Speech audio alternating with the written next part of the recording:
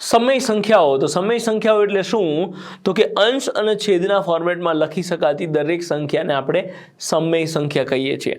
ધારો કે હું એવું કહું ટેક્સ્ટબુકની લેંગ્વેજમાં કે પી ડિવાઇડેડ બાય ક્યુ, એટલે કે પીના છેદમાં ક્યુ, કે જ્યાં ક્યુ એ શૂન્યેતર સંખ્યા છે. શૂન્યેતર એટલે કે શૂન્ય સિવાયની કોઈ પણ. સો ક્યુની જગ્યાએ શૂન્ય સિવાયનો કોઈ પણ અંક હોય.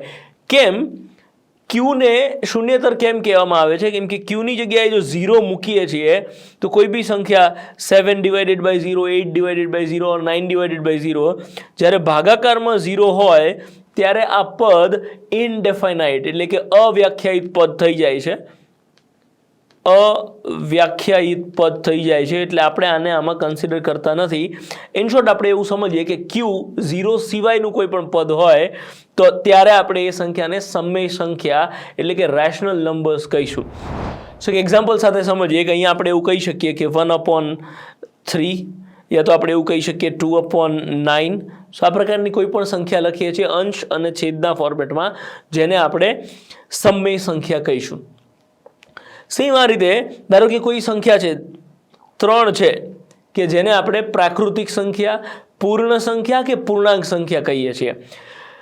-3 લઈએ તો આને પણ સમય સંખ્યા કહેવાશે. શું કામ? તો કે આના છેદમાં હું 3/1 અથવા તો -3/1 આ રીતે લખી શકું છું. ટૂંકમાં એવી કોઈ પણ સંખ્યા કે જેને તમે અંશ અને છેદના ફોર્મેટમાં લખી શકો, આવી દરેક સંખ્યાને સમય સંખ્યા કહેવાય છે.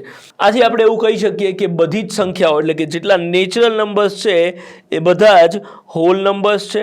જેટલા હોલ નંબર્સ એટલે કે પૂર્ણ સંખ્યાઓ છે એ બધી પૂર્ણાંક સંખ્યાઓ છે. જેટલી પૂર્ણાંક સંખ્યાઓ છે એ બધી સમય સંખ્યાઓ છે. અને સમય સંખ્યા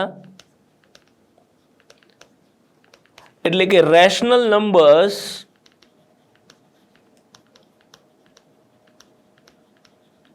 જેને આપણે ક્યુ કહીશું.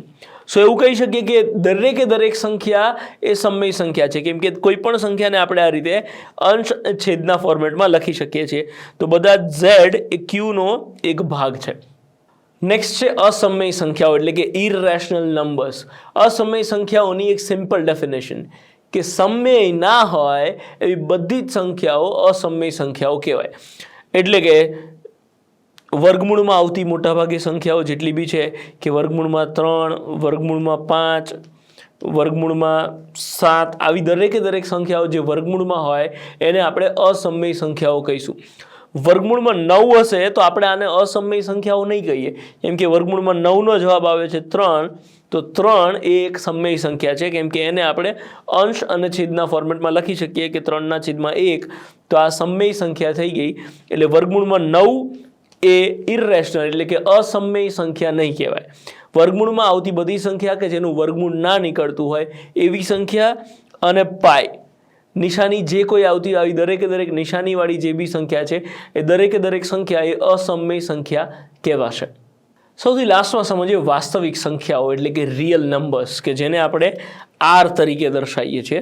વાસ્તવિક સંખ્યાઓ એટલે શું? તો કે રેશનલ અને ઇરરેશનલ એટલે કે સમય વત્તા અસમય બધી જ સંખ્યાઓ કે જે નોર્મલી આપણા ધ્યાનમાં આવતી આવી દરેકે દરેક સંખ્યાઓ એ વાસ્તવિક સંખ્યાઓ કહેવાય છે, એટલે કે રિયલ નંબર્સ કહેવાય છે.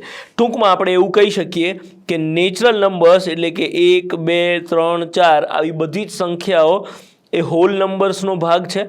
હોલ નંબર્સ એટલે કે 0, 1, 2, 3, 4 આ હોલ નંબર્સ બધા એ ઝેડનો ભાગ છે. ઝેડ એટલે -3, -2, -1, 0, 1, 2, 3 આ બધી જ સંખ્યાઓ. દરેકે દરેક ઝેડ એ ક્યુનો ભાગ છે.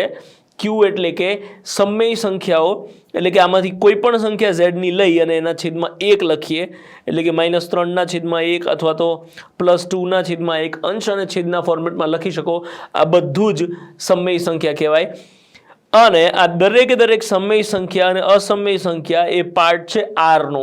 તો આર એટલે કે રિયલ નંબર્સ એટલે કે વાસ્તવિક સંખ્યાઓ. તો ઇન શોર્ટ આપણે આપણી આખી જે ચેનલ છે સંખ્યાઓની એ આવી રીતે કંઈક ડિઝાઇન કરી શકીએ કે બધા જ એન એ ડબલ્યુનો ભાગ છે, બધા ડબલ્યુ એ ઝેડનો ભાગ છે, બધા ઝેડ એ ક્યુનો ભાગ છે, અને બધા ક્યુ એ આરનો ભાગ છે. સિમ્પલ કન્સેપ્ટ સમજીએ એકી અને બેકીનો. એકી સંખ્યાઓ એટલે આને આપણે વિષમ સંખ્યાઓ પણ કહીએ છીએ. અને ઇંગ્લિશમાં જેને આપણે ઓડ નંબર્સ કહીએ છીએ. તો એવી સંખ્યા કે જેનો એકમનો અંક એટલે કે લાસ્ટ ડિજિટ 1, 3, 5, 7 કે 9 હોય આવી સંખ્યાઓને આપણે એકી સંખ્યાઓ કહીએ છીએ. અને બેકી સંખ્યાઓ કે જેને સમ સંખ્યાઓ પણ કહેવામાં આવે છે, જેને ઇંગ્લિશમાં આપણે ઇવન નંબર્સ કહીએ છીએ. એવી સંખ્યાઓ કે જે સંખ્યાનો લાસ્ટ ડિજિટ 0, 2, 4, 6 કે 8 આવતો હોય આવી સંખ્યાઓને બેકી સંખ્યા કહેવામાં આવે છે.